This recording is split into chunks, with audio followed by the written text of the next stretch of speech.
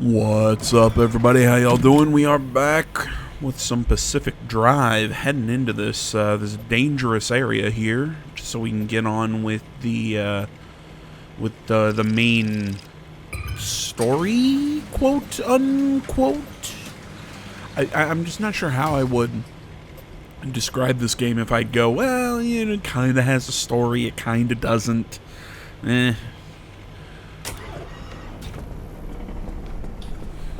But we're gonna have a massive change to the car going into the next video. Curious as to why I paused there. But yeah, next video or before the next video, I made some changes to the car, made some upgrades part-wise. I believe I think I added insulated doors. And again, I'm kind of speaking, I guess, kind of in the future. I add some insulated doors, I add some side storage and whatnot, because we get a lot of materials in this run. But the car gets really banged up, hence the title of this one. So we'll get into all of that as we go. But seeing as this is kind of my rant series, this is kind of my just kind of talk about whatever series. I know, really, this is your talk about whatever series, not everything else that you do when you tangent. Yes. Now, I was looking at the release dates. This year is pretty bland when it comes to releases. Like, I'm looking at everything. I'm like, okay, there's a lot of stuff, but for the most part, I'm seeing a lot of re-releases. I'm seeing a lot of... I mean, like I said, there's a lot of stuff. It's just nothing that's really catching my eye right now. I don't have a new game planned until August. Well, no, that's technically not true. I am going to pick up Hellblade 2 probably sometime next month, or like the early bit of next month. But beyond that, I really don't have any plans for any other games this summer. I think the next like actual like big releases that I'm playing on launch are in August, because I know that's when Star Wars Outlaws comes out. There was one other game. I think it's the Wukong game that I'm going to be taking a look at. So yeah, I mean this year is a little bland in my opinion. Ran into that little thing screwing with my controls. But yeah, this year is just a little bland right now. And sadly, I'm not really excited for what's coming up later this year. I talked about this a little bit when I was playing Alan Wake yesterday. And my stance on it is, I keep seeing, like, hey, here's a trailer for this new game, and this, and I'm just like, and like, this is stuff that I've been waiting for a long time, here's the next Dragon Age game, here's a new Assassin's Creed, which I've made it very clear that I am very unhappy with Ubisoft, and this is, I think, the first AC game that they've gone so far to, I think actively trying to make people mad. I mean, look, the past games, just making a bad game is making a bad game, but with what they're doing with the advertising push and everything, there are some of their decisions for Shadows. I'm baffled that they have made some of these decisions. It's like you make these decisions trying to piss people off, which I do not understand, but that's its own thing. But yeah, I think of these games and I'm like, man, am I even excited for anything? No. I mean, as much as I want to be excited for another Dragon Age game, because, look, I know everyone's like, oh, well, Dragon Age 1 was the really good one. True, Dragon Age 1 was a fantastic game. But I would also argue that I enjoyed Dragon Age 2 for what it was, and I thought Inquisition was pretty good. It was much better than 2. Had some issues, but it was much better than 2. But I mean, it's with that one, I think it's just they waited so long. BioWare's last game was a big flop. Looking at you, Anthem.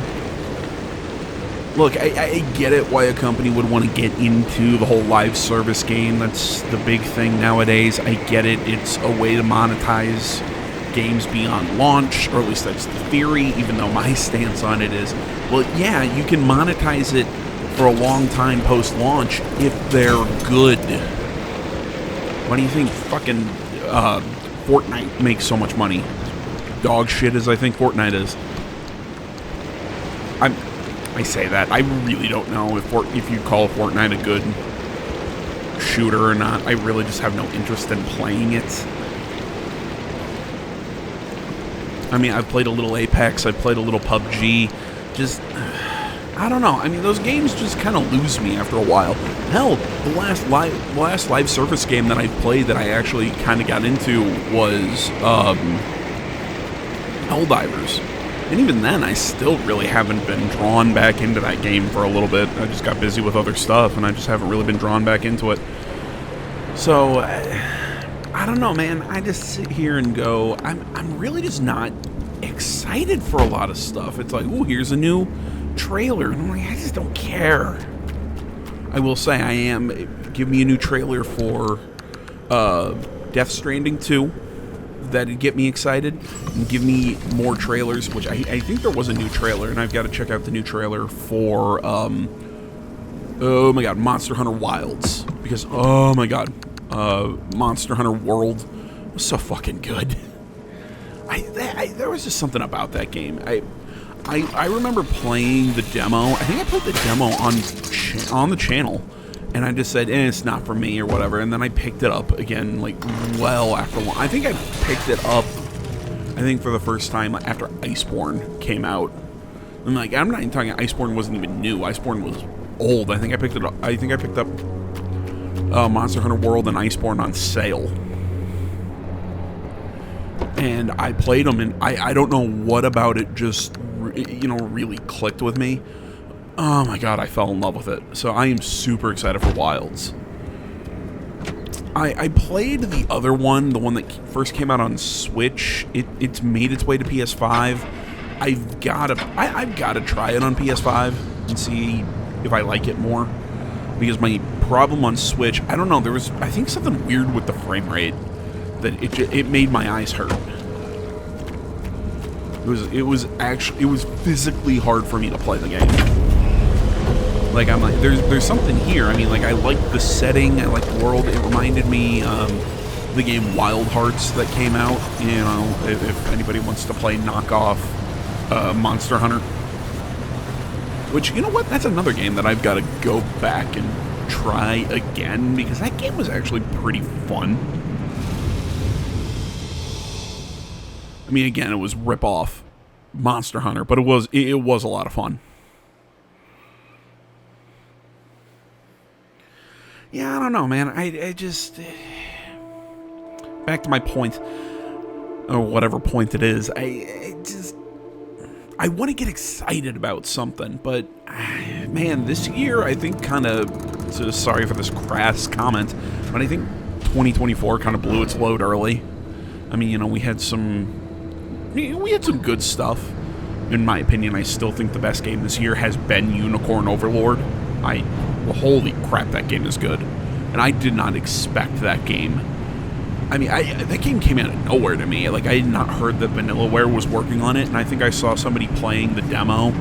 I was like, oh, this actually looks really good. And then I started playing the demo, and I'm like, holy crap, this is really good. And then the full game came out, and I kept playing it. I'm like, oh my god, I'm in love. I mean, it just nails art style, gameplay style, narrative's pretty good. I love everything about Unicorn Overlord. I mean, that's my easy game of the year this year. But yeah, I really do think that 2024 is kind of... I think we've already seen the best that we're going to see out of this year. And who knows, maybe we'll have a happy accident with Star Wars Outlaws. That's Ubisoft, is it not? He says as he picks... Holy shit, my phone is almost dead. Just picked up my phone to check something on Google, and it's like, oh, 7%.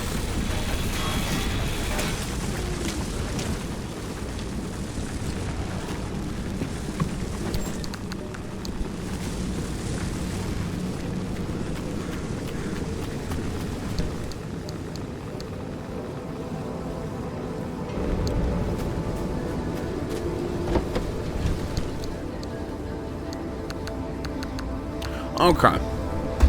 Well...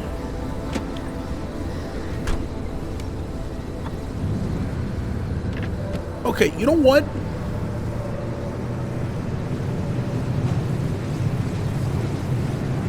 I'll give them this, because I just looked at the studios behind... Oh my god, brain. Star Wars Outlaws.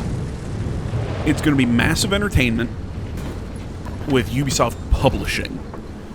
Now, if you want to get technical, Massive Entertainment is a subsidiary of Ubisoft. It is, you know, it's not, it is a Ubisoft studio.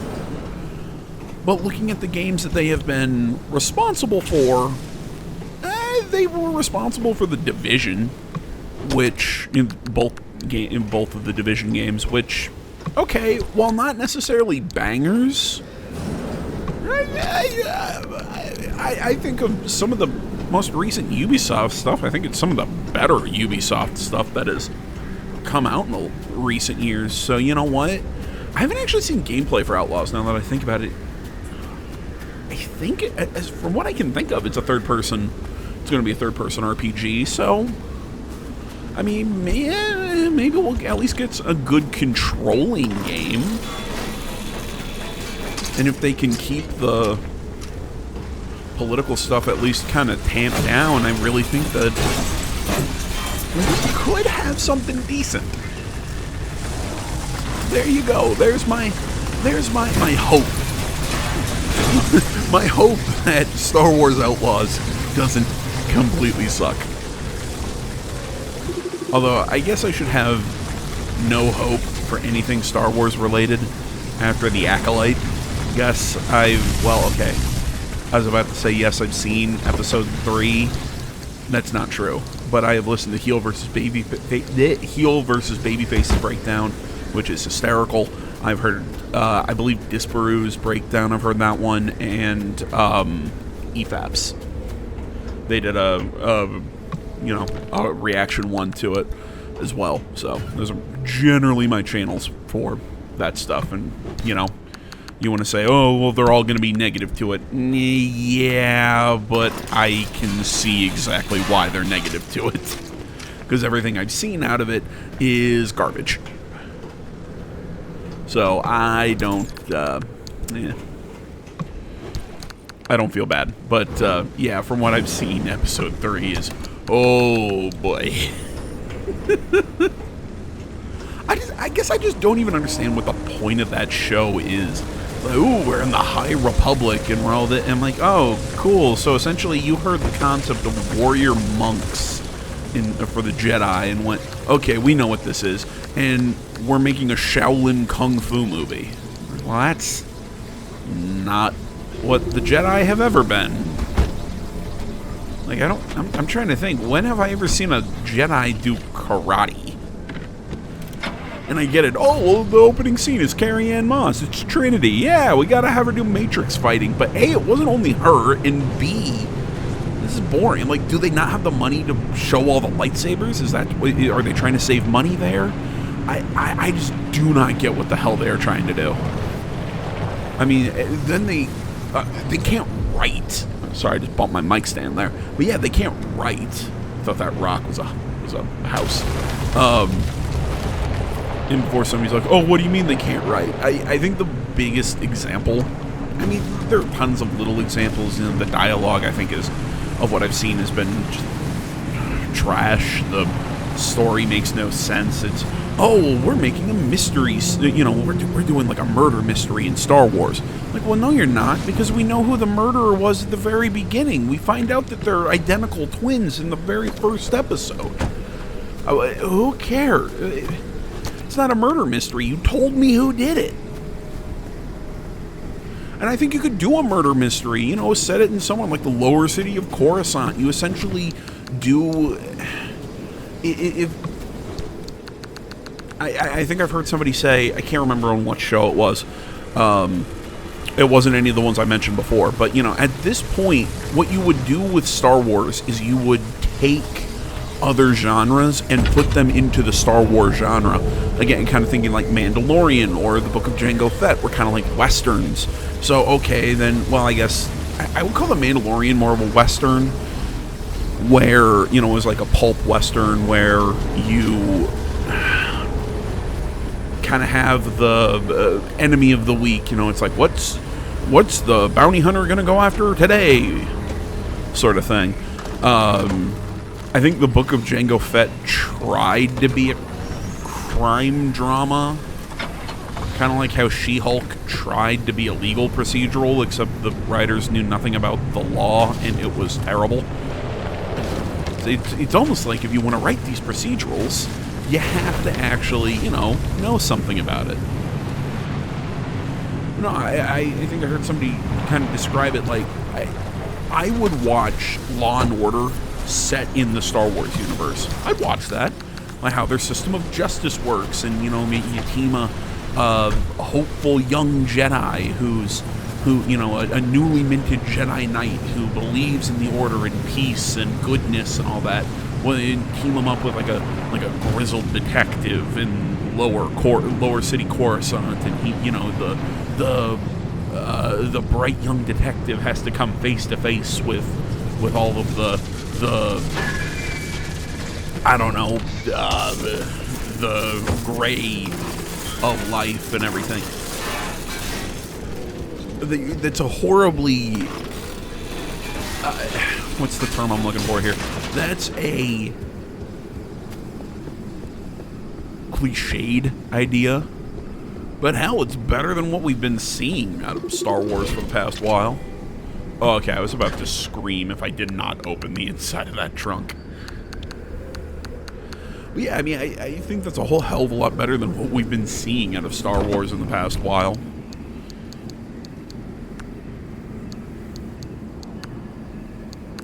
But yeah, the Acolyte is, like I said, I think the writing's been absolute garbage.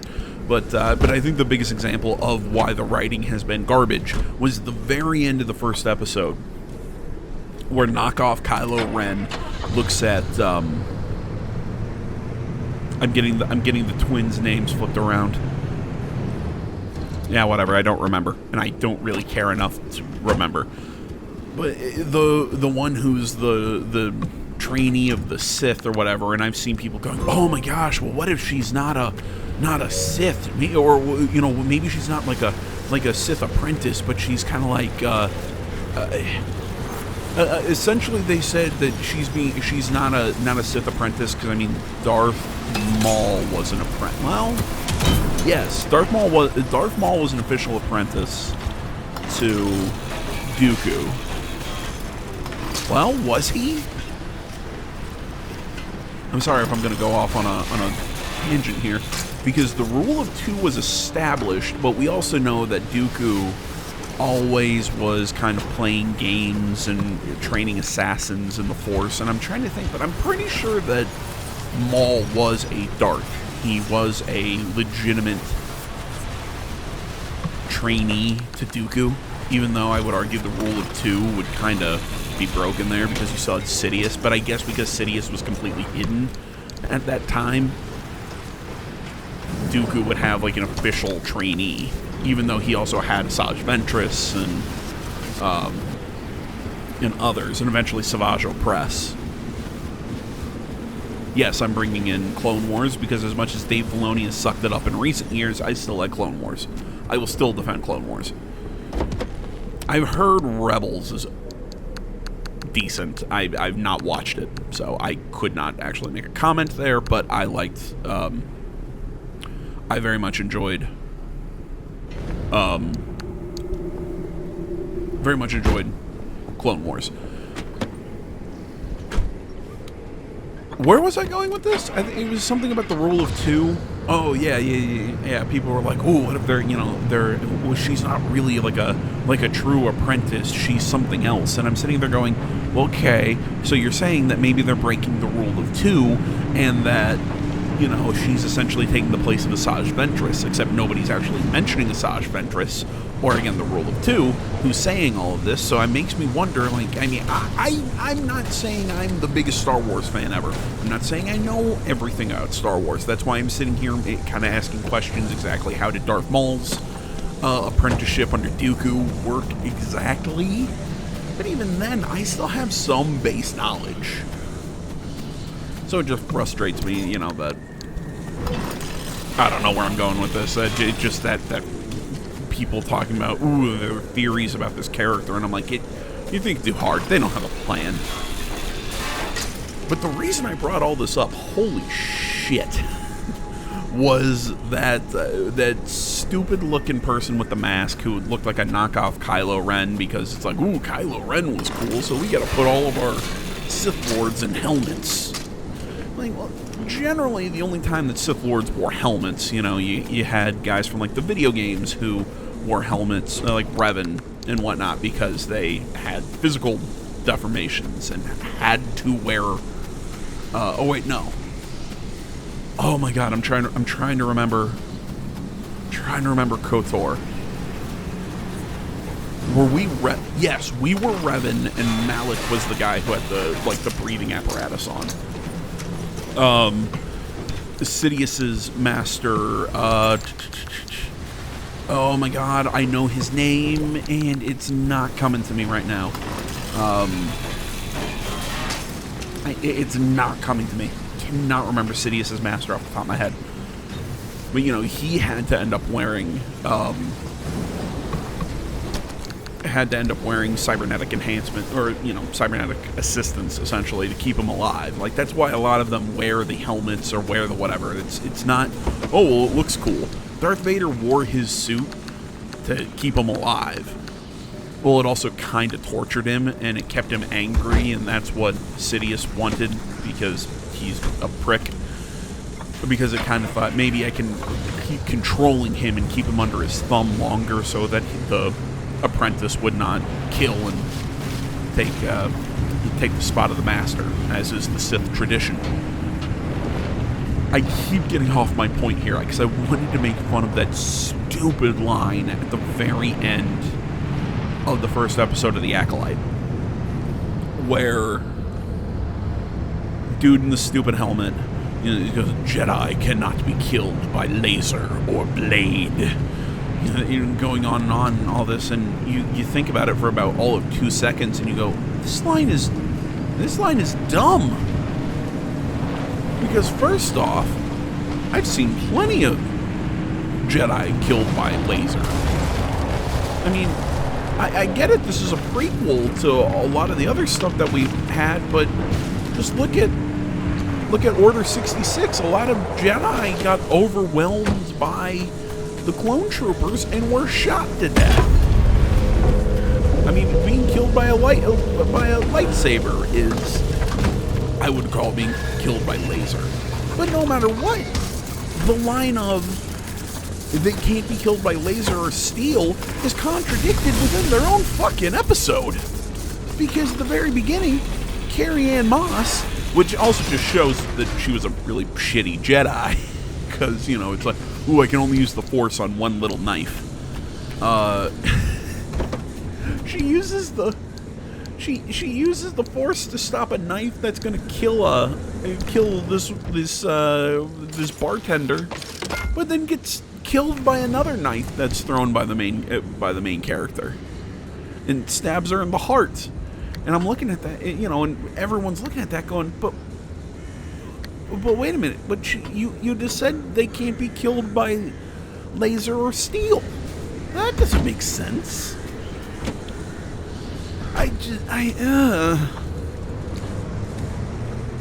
I'm sad now.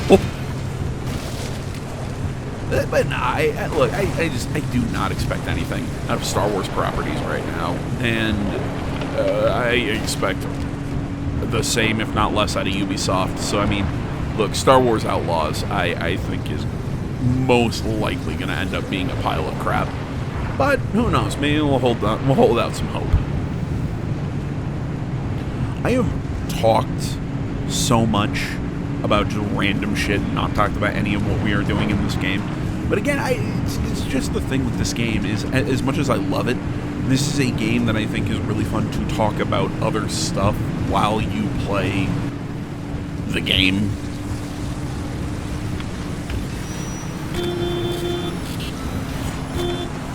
And right through that. Just because, I mean, for the most part, I think this game is really a pretty chill game.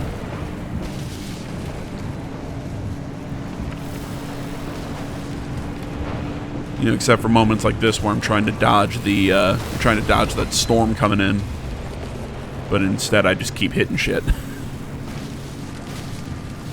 I'm like, oh yeah, I should be able to just get there nice and easy, you know, kind of trying to skim the edge of that storm, and then I can't go uphill right. I keep sliding, I keep hitting trees, I kind of get lost. My hood is really starting to get fucked up. Yeah, this is not right, wait, I'm gonna try and turn off it, and we slide into the rock.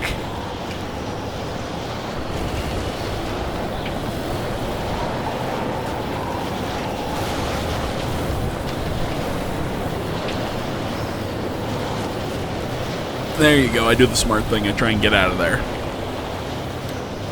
I'm still caught in the storm. I'm still on slopes that aren't gonna work. I need a better engine. It's one thing that I'm looking for materials so that we can pick up a better engine.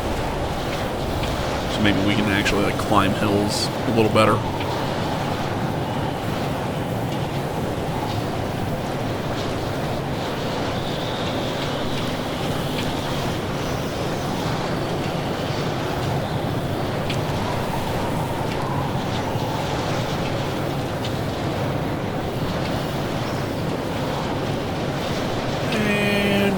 Almost through. I will say though, I mean, at least for for all the repairs that I had to run, I think maybe it might have come out a bit on the negative side of everything. But you know what? I also, I ran some upgrades. I got, yeah. You know what? I think it was well worth it. I think this loot run mixed with the upgrades we make to the car is well worth it. Even though I think I am a little lower on supplies after doing it, I think it was the right choice.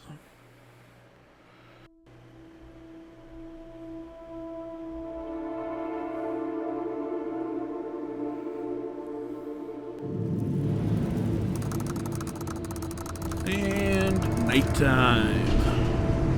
G3, the Midnight Forest. Eerie darkness, violent voltage, swift storm. Yeah, the storm here rolls in really quick. We really do not get to explore this area.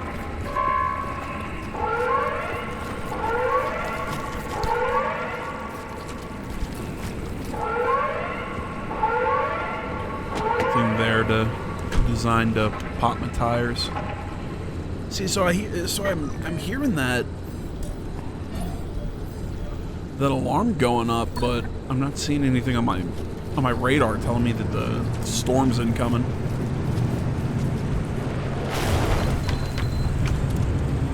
Oh man, my car really gets screwed up in this.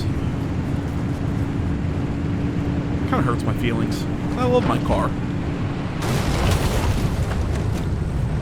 Hell, if I stop running into shit. But hey, after this, we're gonna change the paint job, add some new decals, everything. The car's gonna look pretty cool in the next one, or at least cooler than it is here.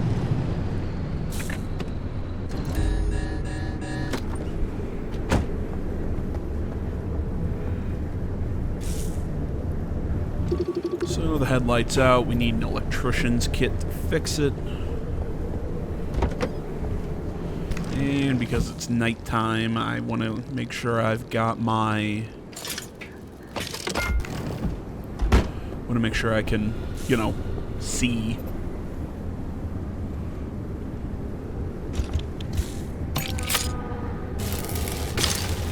There we go.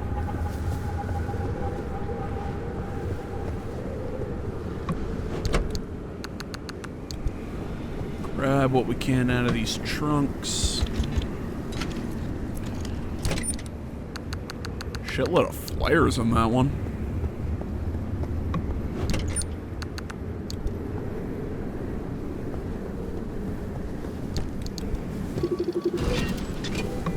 Yeah, I'm trying to make a better effort of scanning things that I come across. Just because I really need to make sure I do that so I have the access to upgrade certain things when we get back to the garage. You know what? Now that I look at it, maybe I shouldn't have lit a road flare right next to gas pumps. Just seems dangerous to me.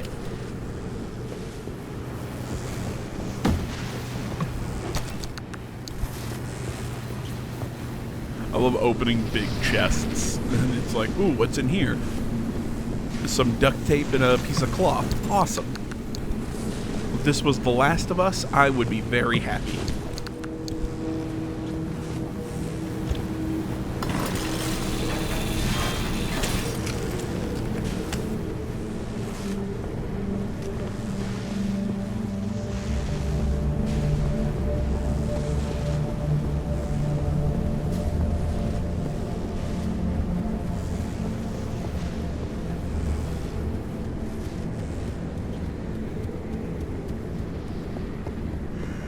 God damn it, I stand by it. This game does a really cool job of showing you, of kind of giving you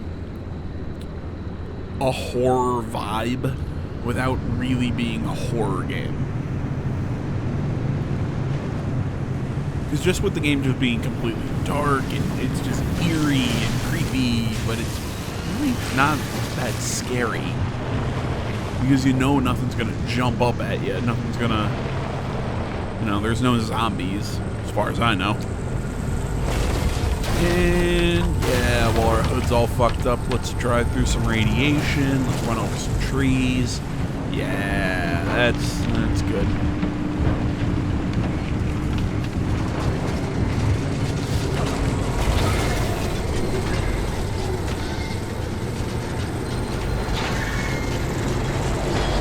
And get shit stuck in my car now.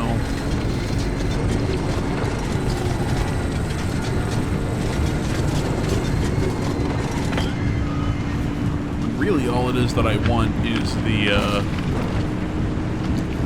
anchor that I'm driving up to right now.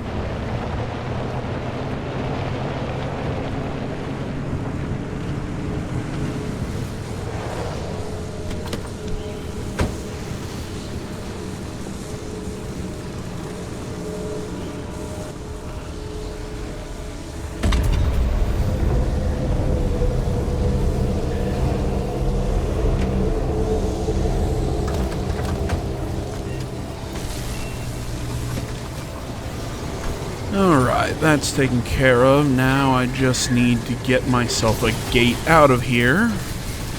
Because I'm getting shocked and, again, shit attaching to my car and it's gonna slam into something. There it is.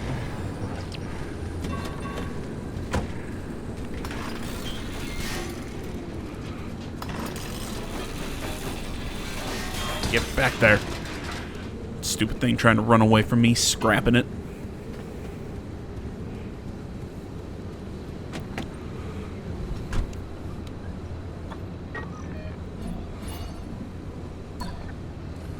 Yeah, I'm just out of range to call the,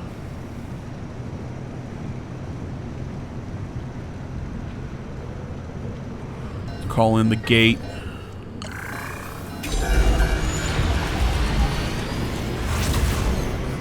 And I forget the zone really starts to close very quickly once you,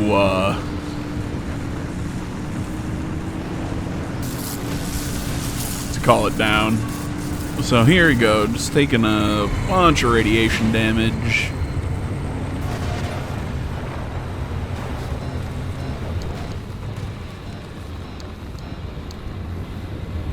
I don't have any way to take any health items.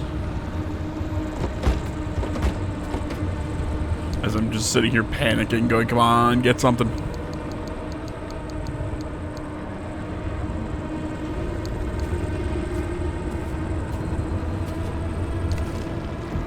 You know, I keep forgetting that medkits are actually really useful and really easy to craft in this. So I mean, it's just a little duct tape and fabric.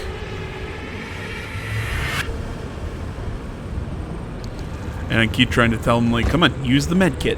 Use the medkit. And he won't use the medkit. I keep saying medkit is the first aid kit. Let's use the proper terms.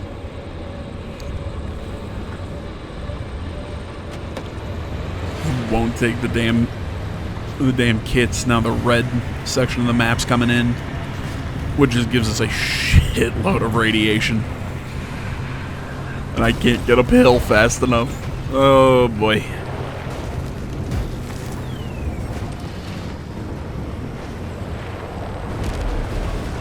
And down goes our health, and there it is.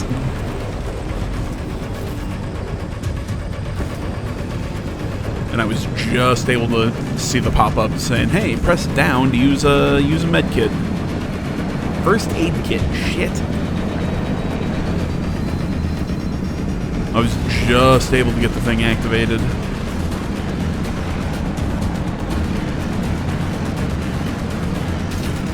Just like, come on, get up the damn thing.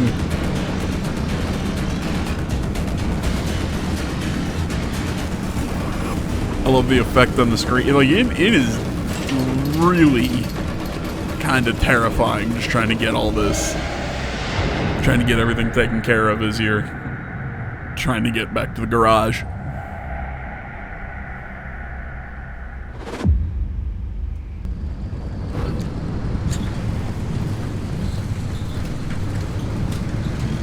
Do be nice to that car, won't you? Before it decides to stop saving you from yourself.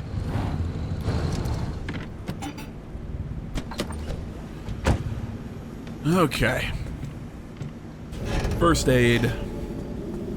Make sure we're gassed up. See, is it just me, or does the frame rate get weird here in the garage?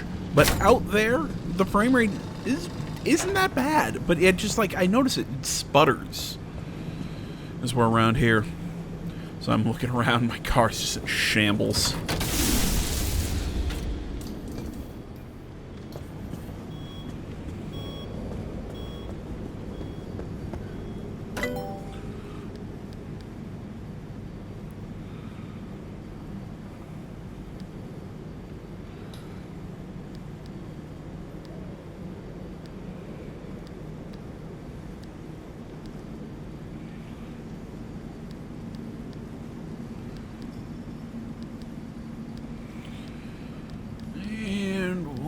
I get first? Do I even pick up that I don't think I pick up that insulated panel.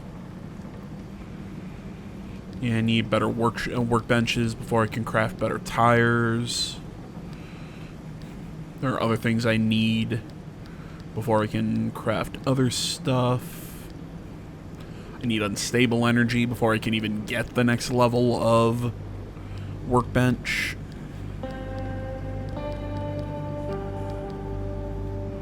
So, okay, I thought I went for the side fuel tank. Come on. Come on. Okay. There we go, me.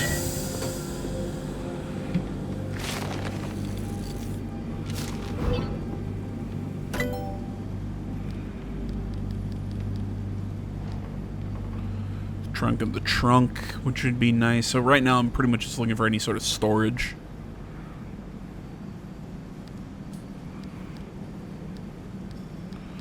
Not really finding my ability to pick up any.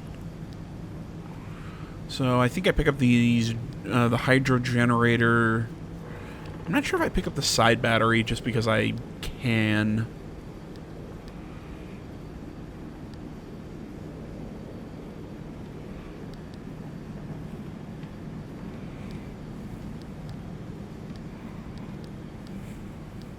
As I'm just sitting here scrolling through, and I feel like this menu, like this upgrade menu, could be condensed. It's not bad. It feels like it could be a little more condensed.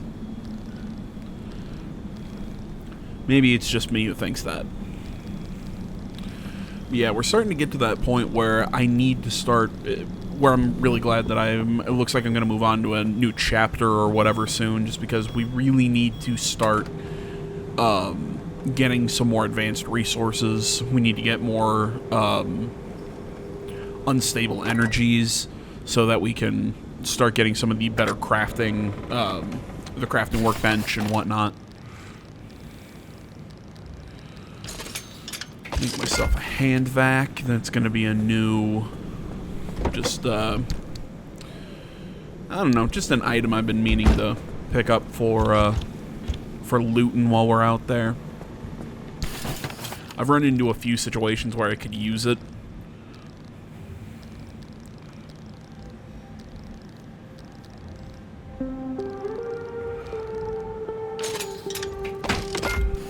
So the side fuel tank is pretty much exactly how it sounds. It is a fuel tank that goes on a side rack. It holds fuel just like the regular gas tank. I believe it feeds into the gas tank as well, so you don't have to move your fuel supply.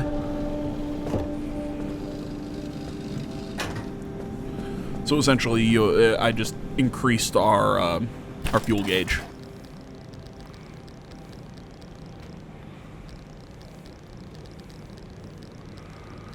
And the lightning rod and the mini turbine.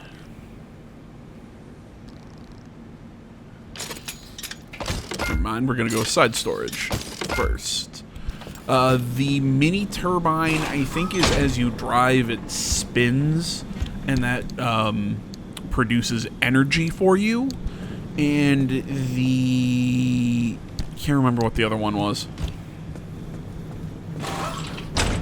Go. These are just extra storage space.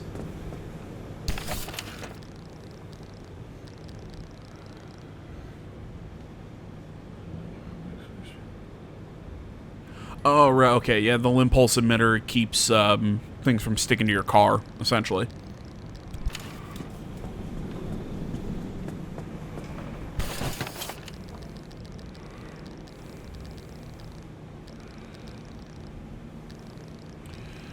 And from there, I think, yeah, check out the lightning rod.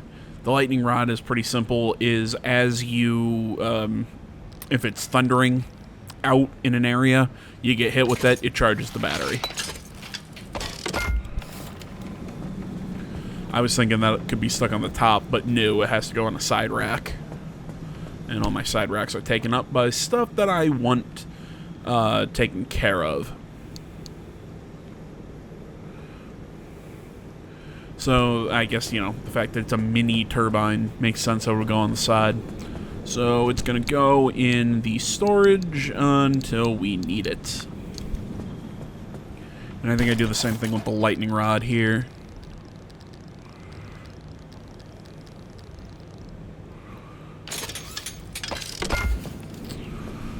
And same thing, it's a side mount. But guys, I think that's about it. All I really do from here is I just move my equipment over from the back of the car and into the lockers, and then I repair up the vehicle and get ready for the next drive in the next video. So thank you so much for watching. As always, social media is down in the description below. Like, comment, subscribe, all that good stuff, and I'll see y'all in the next one. But until then, I'm out.